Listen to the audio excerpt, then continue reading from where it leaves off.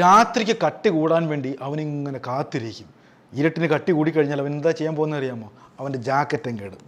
എന്നിട്ട് മാസ്ക് ഇങ്ങനെ അങ്ങ് പിടിപ്പിക്കും, ഹെൽമെറ്റ് ധരിക്കും, കയ്യുറ ധരിക്കും. എന്നിട്ട് മുറ്റത്ത് വെച്ചിരിക്കുന്ന ആ സ്കൂട്ടർ കൊടുത്തൊരു ഒറ്റ പോക്കം, എന്നും പറഞ്ഞ ഒറ്റ പോക്ക്, 100 പറഞ്ഞു. ഇനി അവൻ എവിടെയായിരിക്കും പോകുന്നതല്ല, നിങ്ങൾ വിചാരിക്കും കുളു മണാലിക്കാണെന്ന്. അല്ല. കാശ്മീരിലേക്കാണോ? അതുമല്ല. ഇനി അമേരിക്കയിലേക്ക് വല്ലതും ആണോ? അതൊന്നുമല്ല. ആരും പ്രതീക്ഷിക്കാത്തൊരു സ്ഥലത്തേക്കാണ് കക്ഷി പോകുന്നത്. ആ സ്ഥലം അറിഞ്ഞാൽ ആരും ഞെട്ടും. ആ കഥയാണ് ഇന്ന് പറയാൻ പോകുന്നത്.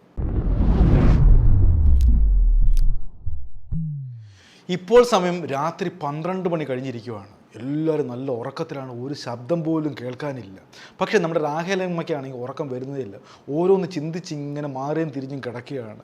ഇനി വയ്യാതായി കഴിഞ്ഞാൽ ആരും നോക്കും, ഇനിയിപ്പോൾ നാളത്തെ അവസ്ഥ എങ്ങനെ ആവും എന്നൊക്കെയുള്ള ഉത്കണ്ഠയില്ല. ആ സ്ത്രീ ഉറങ്ങുന്നതേ ഇല്ല. പ്രായം 72 കഴിഞ്ഞേ അങ്ങനെ ഇങ്ങനെയൊന്നും ഉറക്കം വരത്തില്ല. അങ്ങനെ ഓരോന്ന് ചിന്തിച്ച് കിടക്കുമ്പോഴാണ് ഒരു ശബ്ദം. വാതിൽ പടപട പടപട എന്ന് പറഞ്ഞാൽ അടിക്കുന്ന ശബ്ദമാണ് കേൾക്കുന്നത്. ഈ സമയത്ത് ആര് വരാനാ? ഒരു വല്ലാത്തൊരു പേടി. ഈ റാഹേലമ്മ അലട്ടുകയാണ്. ആരത്? ആരാ എന്ന് ഉറക്കെ ചോദിക്കുന്നു. പക്ഷേ ഒരു ശബ്ദം പോലും വെളിയിൽ നിന്ന് കേൾക്കുന്നില്ല. അപ്പോഴും അടി ഇങ്ങനെ തുടരുകയാണ്. വല്ലാത്തൊരു പേടിയാണ് റാഹേലമ്മയ്ക്ക്. കാരണം ഈ വീട്ടിൽ ഒറ്റയ്ക്കാണ് താമസിക്കുന്നത്. അയൽവാസികളുണ്ടെങ്കിൽ തന്നെ കുറച്ച് അകലെയാണ്. അപ്പോഴാണ് ഈ റാഹേലമ്മയ്ക്ക് ഒരു ബുദ്ധി തോന്നിയത്. ഏതോ സിനിമയിൽ നിന്ന് കണ്ട ഒരു ബുദ്ധിയാണ് തോന്നിയിരിക്കുന്നത്. ലൈറ്റ് തെളിയിക്കുന്നു, എന്നിട്ട് മൊബൈൽ എടുത്ത് മകനെ വിളിക്കുന്ന പോലെ അഭിനയിക്കുവാണ്. അങ്ങനെ മോനെ വിളിക്കുവല്ല, ആ മോനെ ഓടിവാടാ, എടാ വാതിൽ ആരോ മുട്ടുന്നടാ, ഓടിവാടാ മക്കളെ, വാ പെട്ടെന്ന് വാ എന്ന് പറയുന്നു. ആ മുട്ടും നിൽക്കുന്നു. ഈ റാഹേലമ്മ ആ ജനൽ വഴി ഇങ്ങനെ നോക്കുമ്പോഴത്തേക്ക് ഒരു കറുത്ത രൂപം ഇങ്ങനെ ഇരുട്ടിലൂടെ ഓടി മറയുന്ന കാഴ്ചയാണ് കാണുന്നത്. റാഹേലമ്മയ്ക്ക് പിന്നെ ഉറങ്ങാൻ പറ്റുമോ? എങ്ങനെ ഉറങ്ങാൻ പറ്റുമോ? ആരാ, എന്തിനാ വന്നത്? കള്ളന്മാരാണോ, കൊലപാതകമാണോ എന്നുള്ള ചിന്തയിൽ ആ പാവപ്പെട്ട റാഹേലമ്മ അന്ന് ഉറങ്ങിയതേ ഇല്ല. പിറ്റേന്ന് ആ വീട് മാറി വേറെ എവിടെയോ പോവുകയും ചെയ്തു. ഇതേ അവസ്ഥയാണ് പാവം നാണിത്തള്ളയ്ക്കും വന്നത്. പക്ഷേ ഭാഗ്യം കൊണ്ട് മാത്രമാണ് അവർ രക്ഷപ്പെട്ടത്.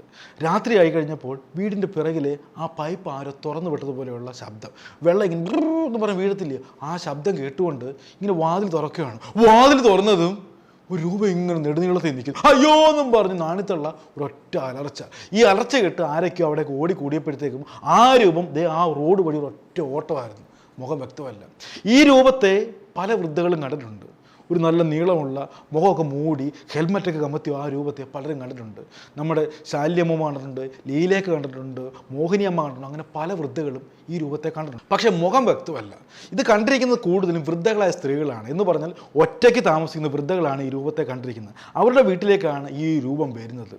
എന്തായാലും പേടിച്ചരണ്ട പല വൃദ്ധകളും പോലീസ് പരാതി കൊടുക്കുകയാണ്. അങ്ങനെ പോലീസ് എത്തി. പോലീസ് എന്ത് ചെയ്യാൻ പറ്റും?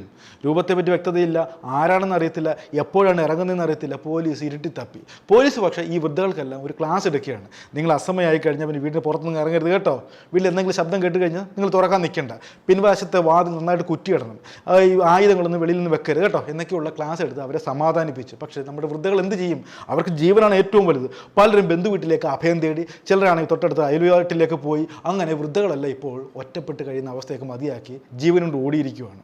അങ്ങനെ ഇരിക്കുമ്പോഴാണ് പാവപ്പെട്ട നമ്മുടെ സരസമ്മ ആകെ പെട്ടുപോയത്. സരസമ്മയ്ക്ക് പേടിയൊന്നും ഇല്ല കേട്ടോ. കാരണം ആ വീട്ടിൽ മകനൊക്കെ ഉണ്ട്. 72 കഴിഞ്ഞെങ്കിലും ഒരു ധൈര്യമുണ്ട്, മകനുണ്ടല്ലോ കൂടെ. പക്ഷേ പട്ടാപ്പകലാണ് ആ രൂപം വീട്ടിൽ വന്ന് കയറിയത്. അതൊരു വല്ലാത്ത അവസ്ഥയായിപ്പോയി. അടുക്കളയിൽ എന്തോ ജോലി ചെയ്യുകയായിരുന്നു നമ്മുടെ സരസമ്മ. തിരിഞ്ഞു നോക്കുമ്പോഴാണ് ആ രൂപം ഇങ്ങനെ പുറകെ നിൽക്കുന്നത്. മുഖംമൂടിയൊക്കെ വെച്ച് ഹെൽമറ്റൊക്കെ കമത്തി ആ രൂപം നിൽക്കുന്നു. ഒറ്റ അലർച്ചയായിരുന്നു. പക്ഷേ കരയുന്നതിന് മുമ്പ് തന്നെ ഒരു ഭയങ്കര ഒരു കത്തി എടുത്ത് ഈ രൂപം സരസമ്മയുടെ ഇവിടെ വെച്ച് നീട്ടുകയാണ്. മിണ്ടിപ്പോയ കൊന്നുകളെ കേട്ടോ, കാച്ചു ഞാൻ എന്ന് മാത്രം പറഞ്ഞു. അതിനുശേഷം ആ രൂപം എന്തെന്നറിയോ, അവരുടെ കഴുത്തേ കിടക്കുന്ന 1.5 പവൻ്റെ മാലയും പിടിച്ചു പറിച്ചുകൊണ്ട് ഒറ്റ ഓട്ടമായിരുന്നു. പാവപ്പെട്ട വൃദ്ധ എന്ത് ചെയ്യാൻ പറ്റും? നല്ല ആരോഗ്യമുള്ള മനുഷ്യനാണെങ്കിലും ഓമനിച്ച് കൊതി പോലും തീരാത്ത ആ മാലയാണ് വിട്ടുകൊടുക്കാൻ പെട്ടെന്നൊന്നും ഈ സരസമ്മ തയ്യാറായില്ല. പിടിവലിയിൽ ഒരുപാട് ശരീരത്തിനൊക്കെ ഒരുപാട് പരിക്കൊക്കെ ഉണ്ടായി. എങ്കിലും തള്ളി മറിച്ചിട്ടുകൊണ്ട് ആ രൂപം അവിടുന്ന് കടന്നുപോയി. ഇച്ചിരി ചോറെടുത്ത് മേശപ്പുറത്തോട്ട്, അടുക്കളയിൽ മേശപ്പുറത്തോട്ട് വെച്ചിട്ട് ഫ്രിഡ്ജ് തുറക്കാൻ ഇങ്ങനെ അങ്ങോട്ട് തുറക്കാനും പൊട്ടിച്ചൊരു വെള്ളം എന്നെ എൻ്റെ ഈ ആറാമലി ഇവിടെ ഒന്നും അനക്കാൻ വയ്യ സാറേ. ഇവിടെ ഞാൻ കുപ്പിയും വെള്ളവും എല്ലാം വെച്ചോണ്ടാണ് ഇന്നലെയും കിടന്നത്. മരുന്ന് ഇപ്പോഴും മരുന്നും കുളിച്ചു മരുന്ന് തള്ളി അങ്ങ് ഇട്ട് തള്ളി അടിച്ചതല്ല, ഇങ്ങനെ ഞെക്കി അങ്ങ് പിടിച്ചു. അപ്പൊ ഈ കൈയും ഈ പെടലിയും വായു കൂടെ അങ്ങ് പൊത്തി കേട്ടോ. അപ്പോഴേ ഞാനല്ല ആരായാലും അന്നേരം തീർന്നു പോയത്. സരസമ്മയ്ക്ക് ഏതാണ്ട് 72 വയസ്സ് കഴിഞ്ഞു കേട്ടോ. ഈ പ്രായത്തിനിടയ്ക്ക് ഇങ്ങനൊരു സംഭവം ജീവിതത്തിൽ ഉണ്ടായിട്ടേ ഇല്ല. ഒരു കള്ളനെ മുമ്പിൽ കാണുക, ആ കള്ളൻ ആഭരണം വലിച്ചു പറിച്ചുകൊണ്ട് ഓടുക, ഇവരെ തള്ളിയിടുക, ആ പരിക്കിൽ ശരീരം മുഴുവൻ വേദനിച്ചിരിക്കുക, ആ പാവത്തിൽ സംസാരശേഷി പോലും നഷ്ടപ്പെട്ടു. ശരിക്കും പറഞ്ഞു ആ രൂപത്തെ കണ്ട് സംസാരം പോലും നഷ്ടപ്പെട്ട അവസ്ഥയായി. അമ്മയ്ക്ക് ഈ കൈ ശരിക്കും പൊക്കാൻ വയ്യല്ലേ? ആണല്ലേ? ഇങ്ങനത്തെ വരത്തുള്ളൂ. ബ്ലൗസും ഒക്കെ ഇടാൻ വലിയ ബുദ്ധിമുട്ടാണ്. അയ്യോടാ. എന്നിട്ട് ഈ ഭാഗത്തോ വയറിന്റെ ഇവിടെ എല്ലാം മരുന്ന് ഞാൻ തേച്ചാ കുളിച്ചും അല്ലാതെ എല്ലാം മരുന്നും തേച്ച് ഇങ്ങനെ നടക്കുക. പോലീസ് എത്തി സരസമ്മയെ വിശദമായിട്ട് ചോദ്യം ചെയ്യുകയാണ്. അമ്മേ, ആ രൂപത്തെ കണ്ടതായിട്ട് എന്തെങ്കിലും ഓർമ്മയുണ്ടോ? മുഖം വ്യക്തമാണോ? ആൾ എങ്ങനെയുള്ളതാണ്? നീളമുള്ളതാണ്, കുറുകിയതാണെന്നൊക്കെ കാര്യമൊക്കെ ചോദിക്കുകയാണ്. പക്ഷേ സരസമ്മയ്ക്ക് ഒന്നിനും വ്യക്തമായ ഉത്തരമില്ല. മുഖം എന്തോ മാസ്ക് വെച്ച് മറച്ചിരിക്കുവാണ്, ഹെൽമെറ്റാണ്, വേറെ ഒന്നും ഓർമ്മയില്ല. ആ രൂപത്തെ കണ്ട് മലനടിച്ച് വീണത് മാത്രം ഓർമ്മയുണ്ട്, പിന്നൊന്നും ഓർമ്മയേ ഇല്ല. ചോദ്യം ചെയ്തിട്ട് കാര്യമില്ല, വ്യക്തമായിട്ട് തെളിവൊന്നും അവൾ വായിൽ നിന്ന് കിട്ടത്തില്ല, പ്രായത്തിൻ്റെ പ്രശ്നമൊക്കെ ഉണ്ടല്ലോ. പക്ഷേ നാട്ടുകാരിൽ ഒരാൾ ഒരു കാര്യം ശ്രദ്ധിച്ചു. ഈ ഉച്ചയ്ക്കാണുള്ള സംഭവം നടക്കുന്നത്, ഏതാണ്ട് 2 മണി കഴിഞ്ഞ സമയത്താണ് ഈ സംഭവം നടക്കുന്നത്. ആ വീടിൻ്റെ തൊട്ടപ്പുറ റോഡിൽ ഹീറോയുടെ പ്ലഷർ ബൈക്ക് ഇരിക്കുന്നത് കണ്ട് ആ ബൈക്കിലാണ് ഈ കക്ഷി ഈ വീട്ടിലേക്ക് വന്നത്. എന്തായാലും പോലീസ് ഹീറോയുടെ പ്ലഷർ ബൈക്കിനെ ചുറ്റിപ്പറ്റിയുള്ള അന്വേഷണമാണ് ഇപ്പോൾ നടത്തുന്നത്. അങ്ങനെ ആ ഗ്രാമത്തിൽ ഹീറോ പ്ലഷർ ബൈക്ക് ഉപയോഗിക്കുന്നവരെല്ലാം പോലീസ് തപ്പിയെടുക്കുകയാണ്. അതിൽ ഒരാൾ മാത്രം ഈ ഗ്രാമക്കാരനല്ല, ബാക്കിയുള്ളവരെല്ലാം അവിടെ ഇവിടെയൊക്കെ ഉള്ളവരാണ്. അതൊക്കെ തിരിച്ചറിഞ്ഞു. ആ ബൈക്കിൻ്റെ നമ്പരും പോലീസ് വ്യക്തമായിട്ട് തിരിച്ചറിഞ്ഞിട്ടുണ്ട്.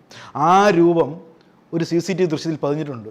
ആ റോഡിലേക്ക് എൻട്രൻസ് ഉള്ള ഒരു വീട്ടിൽ CCTV ഉണ്ട്. അതിൽ ആ രൂപം ഇങ്ങനെ ആ സ്കൂട്ടർ ഓടിച്ച് പോകുന്നത് വ്യക്തമായിട്ട് കണ്ടിട്ടുണ്ട്. ആ ബൈക്കിൻ്റെ നമ്പറും ചേസ് ചെയ്ത് കഴിഞ്ഞിരിക്കുകയാണ്. ആ ബൈക്കിൻ്റെ നമ്പർ കോട്ടയം പാലയിലുള്ള ഒരാളുടെ നമ്പറാണ്. അങ്ങനെ പോലീസ് കോട്ടയത്തേക്ക് തിരിക്കുകയാണ്.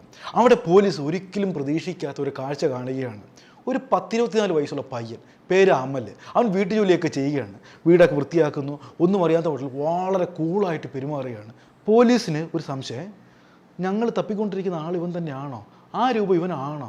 ഒരു ആശയക്കുഴപ്പം. കാരണം അവൻ്റെ പെരുമാറ്റത്തിലൊന്നും അങ്ങനെയൊന്നും പോലീസ് വ്യക്തത വരുന്നതേ ഇല്ല. ഒരു വല്ലാത്തൊരു ആശയക്കുഴപ്പം. എന്തായാലും അവനെയും തപ്പിക്കൊണ്ട് നേരെ സരസമ്മ അടുത്തേക്ക് ചെല്ലുകയാണ്. പട്ടാപ്പകലാണുള്ള സംഭവം നടന്നിരിക്കുന്നത്. സരസമ്മ ആ രൂപത്തെ തിരിച്ചറിഞ്ഞു. ആ ഹൈറ്റും ആ രൂപമൊക്കെ അത് തന്നെയാണ്. സരസമ്മ പറഞ്ഞു, ഇവൻ അത് തന്നെ, ആ രൂപം തന്നെയാണ് ഇവൻ. പോലീസിന് മനസ്സിലായി ഇവൻ തന്നെയാണ് എല്ലാ വൃദ്ധകളെയും പേടിപ്പിക്കുന്ന ആ രൂപം. ഇനി ഇവൻ്റെ ബാക്ക്ഗ്രൗണ്ട് എന്ന് തിരിച്ചറിയണമല്ലോ. പോലീസ് അതിന് തെളിവ് കണ്ടെത്തിയിരിക്കുകയാണ്. സ്വന്തം പിതാവിൻ്റെ മേശ കുത്തി തുറന്ന് 35,000 രൂപ മോഷ്ടിച്ചിട്ട് അത് മറ്റൊരുത്തിൻ്റെ പെടലേക്ക് വെച്ച് കൊടുത്ത കക്ഷിയാണ് ഈ വിരുദ്ധൻ, പേര് അമൽ. ഇനി അറിയേണ്ടത് ഇവൻ എന്തിനു വേണ്ടിയാണ് ഈ വേഷം കെട്ടി വൃദ്ധരെയൊക്കെ പേടിപ്പിക്കുന്നത്, അവരുടെ വീട്ടിലേക്ക് എന്തിനാണ് ചെല്ലുന്നത് എന്നുള്ള ചോദ്യത്തിനുള്ള ഉത്തരമാണ് ഇനി കിട്ടേണ്ടത്. സ്വന്തം അച്ഛൻ്റെ മുറി കുത്തി തുറന്ന് പൈസ അടിച്ചു മാറ്റുന്നവൻ ഇവൻ ചില്ലറക്കാരനല്ലല്ലോ. അത് മാത്രമല്ല, വൃദ്ധകളെ മാത്രം ലക്ഷ്യം വെച്ചാണ് ഇങ്ങനെയുള്ള ഈ വിക്രികളൊക്കെ കാട്ടുന്നത്. ഇനി സമ്പാദിക്കാൻ വേണ്ടിയാണോ, അത് കടം വീട്ടാൻ വേണ്ടിയാണോ, അത് വേറെ എന്തെങ്കിലും കാര്യത്തിന് വേണ്ടിയാണോ എന്നുള്ള ഒരുപാട് ചോദ്യങ്ങൾ ഇങ്ങനെ തള്ളി പോലീസ് അവൻ്റെ മുമ്പിലേക്ക് എറിയുകയാണ്. അവൻ എല്ലാത്തിനും അല്ല, അതിനുവേണ്ടിയല്ല എന്നുള്ള തലകുലുക്കം മാത്രമാണ്. പിന്നെ എന്തിനു വേണ്ടിയാണ് ഈ പണി കാണിക്കുന്നത്? കളിക്കാൻ വേണ്ടി. ഒറ്റ ഉത്തരം, കളിക്കാനാ? എന്നാ കളി നീ കളിക്കുന്നത്? എനിക്ക് ചീട്ട് കളിക്കാൻ വേണ്ടിയാണെന്ന് പറഞ്ഞു. ഈ സാധാരണയായിട്ട് നമ്മുടെ കവലകളിൽ നാട്ടുപ്രദേശം കാണുമല്ലോ, 5-6 പേരിന്ന് കളിക്കുന്ന കളിയുണ്ടല്ലോ, ചീട്ട് കളി. അതിൻ്റെ മറ്റൊരു രൂപമാണ് റമ്മി. അത് ഓൺലൈൻ റമ്മി, കമ്പ്യൂട്ടറിൽ നിന്ന് കളിക്കുന്ന കളിയാണ് ഈ റമ്മി കളി. അത് കളിക്കാൻ വേണ്ടിയാണ് അവൻ ഈ മോഷണങ്ങളൊക്കെ നടത്തുന്നത്.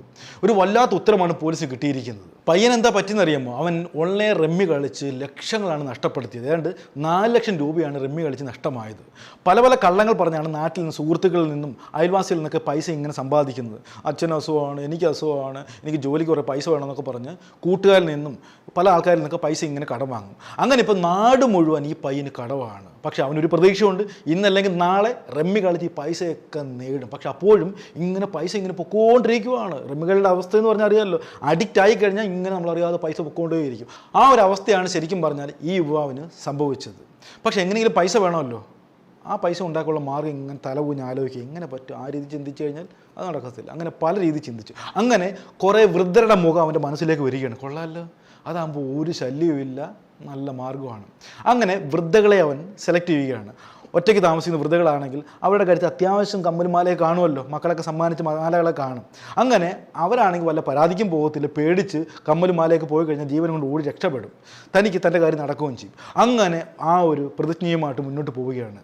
ആളൊഴിഞ്ഞ് വീടുകളിലേക്ക് നോക്കും, വൃദ്ധരുണ്ടോ ഇല്ലയോ നോക്കും, ആളും പേരൊക്കെ ഉണ്ടെങ്കിൽ അവിടുന്ന് സ്ഥലം വിടും. അങ്ങനെ രാത്രിയും പകലും ഈ വൃദ്ധരെ തപ്പി ഇങ്ങനെ നടക്കുകയാണ് ഭ്രാന്തനെ പോലെ. അവൻ്റെ മനസ്സിൽ ഒറ്റ ചിന്തയുള്ളൂ, എങ്ങനെ റമ്മി കളിയിൽ ജയിക്കണം, നഷ്ടപ്പെട്ട പൈസയൊക്കെ തിരിച്ചു പിടിക്കണം. അങ്ങനെ പല വീടുകളിലും ഇങ്ങനെ നോക്കുമ്പോഴത്തേക്ക് വൃദ്ധരെ കാണും, ചില വൃദ്ധർ ഇവനെ തിരിച്ചറിയും, ആ ശബ്ദം കേട്ടുകൊണ്ട് ഇവൻ ഓടി രക്ഷപ്പെടും. അങ്ങനെ പറ്റിയിരയെ കിട്ടുന്നേയില്ല. അങ്ങനെ ദിവസങ്ങൾ നീണ്ട അന്വേഷണം കേട്ടോ, 1-2 ദിവസമല്ല, രാത്രി പകലാക്കി ഇങ്ങനെ പോവുകയാണ്. രാത്രിയും പോവും പകലും പോവും, അങ്ങനെ സഞ്ചരിക്കുകയാണ് ഭ്രാന്തനെ പോലെ.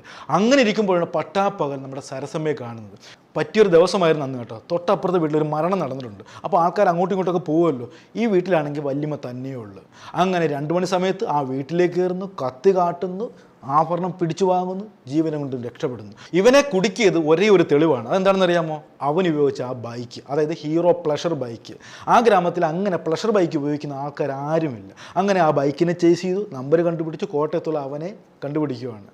ഈ കളിവീരൻ്റെ കഥ കേട്ട് പോലീസ് പോലും ഇങ്ങനെ ഇരിക്കുകയാണ്, ഒറ്റ ഇരിപ്പ്.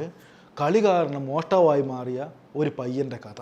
ഇതിൽ നിന്ന് നമ്മൾ പഠിക്കേണ്ട ഒരു പാഠം എന്താണെന്ന് അറിയാമോ? നമുക്കെല്ലാം പല രീതിയിലുള്ള ക്രേസ് ഉണ്ടാവും അല്ലേ? ചിലർക്ക് യാത്ര പോകാൻ ഇഷ്ടമായിരിക്കും, ചിലർക്ക് നല്ല ആഹാരം കഴിക്കാൻ ഇഷ്ടമായിരിക്കും, ചിലർക്ക് കൂട്ടുകാരോടൊപ്പം അടിച്ചു പൊളിക്കുന്നതായിരിക്കും ഇഷ്ടം. പക്ഷേ ഇത് അമിതമായി കഴിഞ്ഞാൽ എന്ത് ചെയ്യും? ചിലർ പറയാറുണ്ടല്ലോ, അധികമായാൽ അമൃതം വിഷമാണെന്ന്. ചിലർക്ക് ഫുഡിനോട് ഇഷ്ടമുണ്ടെങ്കിൽ രാവിലെ തൊട്ട് അടിച്ച് കയറ്റുകയാണ്, ശരീരം പോലും നോക്കാതെ. അത് ക്രേസ് അല്ല, അതൊരു വൈകൃതത്തിലേക്ക് മാറുകയാണ്. മദ്യത്തോട് ആസക്തി ഉള്ളവൻ ഇങ്ങനെ രാവിലെ തൊട്ട് മദ്യം ഇങ്ങനെ കഴിച്ച് സ്വന്തം ശരീരത്തെ നശിപ്പിക്കുന്നതിന് എന്താ വിളിക്കുന്നത്? അതും വേറെ തരത്തിലുള്ള വൈകൃതമാണ്. ചിലർക്ക് സെക്സിൽ താല്പര്യമുള്ള കക്ഷിയാണ്. ഇങ്ങനെ സെക്സ് ചാറ്റുകൾ, സെക്സ് പരമായുള്ള ചിന്തകളിലേക്ക് കടന്ന് കുട്ടികളെ പോലും പീഡിപ്പിക്കുന്നവൻ എന്തായിരിക്കും? അതൊരു വൈകൃതത്തിന് അടിമയുള്ള ഒരു കക്ഷിയായിരിക്കും. അതുകൊണ്ട് നമുക്ക് എല്ലാം വേണം, ആവശ്യത്തിനെല്ലാം വേണം, അതൊന്നും തെറ്റായിട്ട് ആർക്കും പറയാൻ ഒക്കത്തില്ല. പക്ഷേ ഒന്നും വൈകൃതത്തിലേക്ക് കടക്കരുത്. എന്ന് പറഞ്ഞാൽ ഈ വൈകൃത സ്വഭാവമുള്ളവർ എന്താണ് ചെയ്യാൻ പോകുന്നത്, അവരുടെ ചിന്ത എന്തായിരിക്കും എന്ന് നമുക്ക് ഒരിക്കലും മുൻവിധിയായിട്ട് പറയാനൊക്കത്തില്ല. അവരവരുടെ കാര്യം സാധിക്കാൻ വേണ്ടി എന്തും ചെയ്യും. ഒന്ന് ആലോചിച്ച് നോക്കിയാൽ ഒരു കുഞ്ഞു കുട്ടികളെ പോലും പീഡിപ്പിക്കുന്നവൻ്റെ ഒക്കെ മനസ്സ് അവൻ്റെ മുമ്പിൽ ആ ഒരൊറ്റ ലക്ഷ്യമേ കാണത്തുള്ളൂ. ഇതുപോലെയുള്ള ഒരു വൈകൃതത്തിന് അടിമയാണ് 24 വയസ്സുള്ള ഈ അമൽ എന്ന് പറയുന്ന പയ്യൻ. അവൻ ആദ്യമൊക്കെ തമാശയായിട്ട് ഓൺലൈൻ ഗെയിമിൽ ഇങ്ങനെ കുറച്ച് നേരം ഇരുന്നു, പിന്നെ ദിവസങ്ങൾ നീണ്ട ഒരു കളിയായി മാറി, പിന്നെ മാസങ്ങൾ നീണ്ട കളിയായി. അങ്ങനെ പണവും എല്ലാം നഷ്ടപ്പെടുത്തിയുള്ള ഒരു കളിയിലേക്ക് അവൻ അഡിക്റ്റായി. അവസാനം എന്ത് ചെയ്ത്? പണം സമ്പാദിക്കാൻ വേണ്ടി മോഷണത്തെ കൂട്ടുപിടിച്ചു. ആരെയാണ് അവൻ ഇങ്ങനെ ചീറ്റ് ചെയ്യുന്നത്? പാവപ്പെട്ട സമൂഹത്തിൽ ഒറ്റയ്ക്ക് കഴിയുന്ന വൃദ്ധരെയൊക്കെ. അങ്ങനെ എന്തായാലും ഇത്തരത്തിലുള്ള വൈകൃതത്തിന് അടിമയായ അമലിനെ കണ്ടുപിടിച്ചോടെയാണ് ഈ കേസിൻ്റെ തുമ്പായിട്ട് മാറിയത്. എന്തായാലും ഇത്തരത്തിലുള്ള വൈകൃതങ്ങൾക്കൊന്നും ആരും അടിമയാകല്ലെന്ന് മാത്രം പറഞ്ഞുകൊണ്ട് ഇന്നത്തെ എപ്പിസോഡ് നിർത്തുന്നു. നന്ദി, നമസ്കാരം.